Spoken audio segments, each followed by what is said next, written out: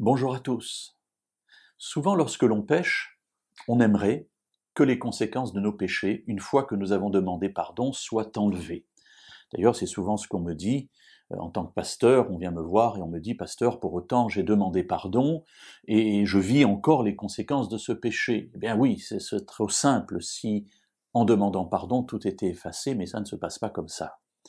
Il y a plusieurs épisodes de vie qui nous sont rapportés dans la parole de Dieu qui relatent cette grande vérité. Peut-être m'arrêter aujourd'hui sur la vie de Myriam et d'Aaron.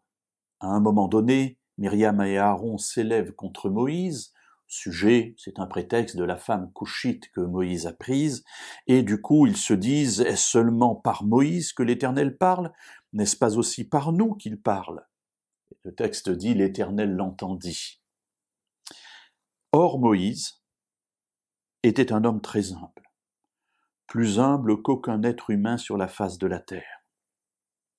Et à partir de ce moment-là, Dieu va intervenir. Dieu intervient, il fait rassembler Moïse, Aaron, Myriam à l'entrée de la tente de la rencontre, et là, le texte, à partir du verset 9, nous dit que la colère de l'Éternel s'enflamma contre eux. Voilà que la nuée se retire de dessus le sanctuaire et que Myriam a la lèpre. Une lèpre particulière dans le texte hébreu, c'est un terme particulier qui est utilisé, qui montre une lèpre qui est consécutive à une faute, à un péché. Donc il y a bien là, ici, un lien entre les deux. Et tout le monde sait que Myriam est frappée parce qu'elle a péché. Alors Aaron prie. Il prie Moïse en disant « De grâce, ne nous fais pas porter le poids du péché que nous avons eu la folie de commettre. » Et Moïse crie à Dieu. Il crie à Dieu, il dit « Seigneur, je t'en prie, guéris-la. » Et Dieu lui dit « Écoute, ok, je vais la guérir, mais si elle avait commis une autre faute, eh bien, elle serait dans la confusion pendant 7 jours, eh bien, pendant 7 jours, elle va être exclue du camp.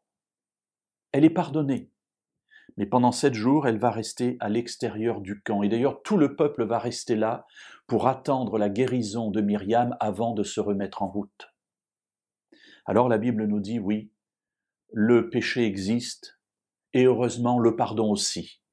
Le pardon est là pour nous permettre de retrouver une relation avec Dieu. Et pour autant, les conséquences de nos fautes nous suivent. Heureusement, Dieu est là aussi pour nous aider à les porter.